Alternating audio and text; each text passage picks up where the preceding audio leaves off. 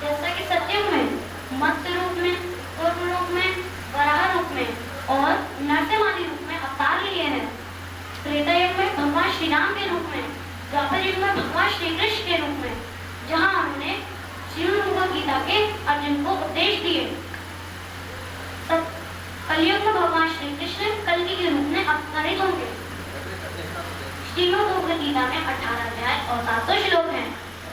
गीता श्लोक पाठेन गोविंद स्मृति कीर्तनात् साधु दर्शन मात्रेण तीर्थकोटि फलम लभेत्। अर्थात गीता के पाठ से, भगवान के स्मरण और कीर्तन से तथा संतों के दर्शन मात्र से करोड़ों तीर्थ करने का फल प्राप्त होता है। चतुर्थ अध्याय श्लोक 9। जन्म कर्म च मे दिव्य मेकयो भेति तत्त्वतः त्यक्त्वा देह पुनर्जन्म नैति ममेति सुअर्जुन।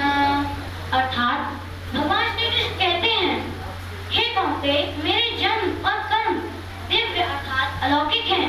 जो इस प्रकार मनुष्य तत्व को जान लेता है वह फिर शरीर को त्याग कर जन्म को प्राप्त नहीं होता, किंतु मुझे ही प्राप्त होता है। द्वितीय अध्याय श्लोक 37।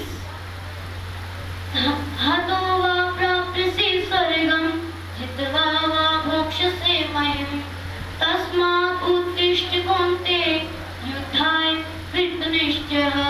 अर्थात भगवान श्री कृष्ण कहते हैं, हे कौन्तेय, यदि तुम युद्ध में वीर गति को प्राप्त होते हो तो तुम्हें स्वर्ग मिलेगा, और अगर विजयी होते हो तो धरती में भोगोगे।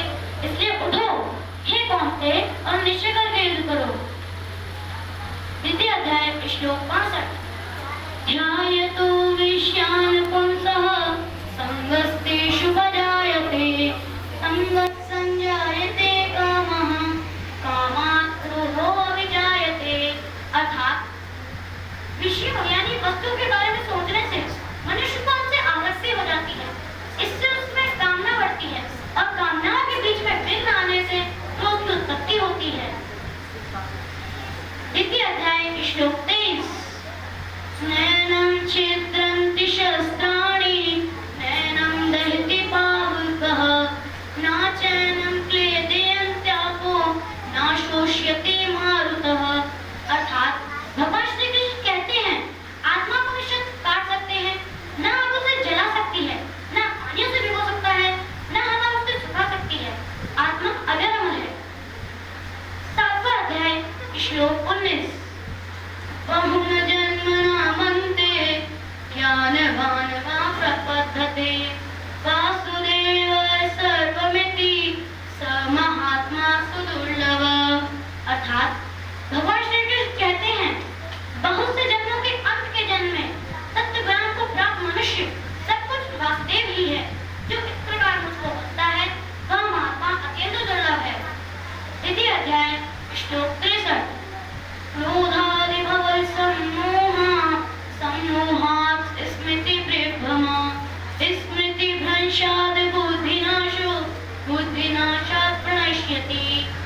अर्थात भगवान श्री कृष्ण कहते हैं, क्रोध से मनुष्य की मति मारी जाती है, यानी मूढ़ हो जाती है, जिससे स्मृति भ्रमित हो जाती है, और स्मृति भ्रम हो जाने से बुद्धि नष्ट हो जाती है, और बुद्धि का नाश हो जाने पर मनुष्य खुद अपना ही नाश कर बैठता है।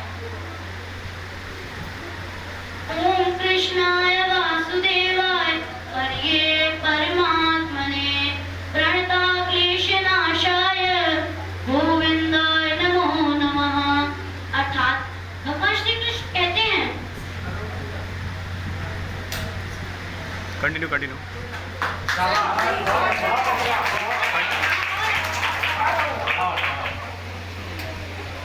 हे भगवान श्री कृष्ण, हम आपकी शरण में रहते हैं।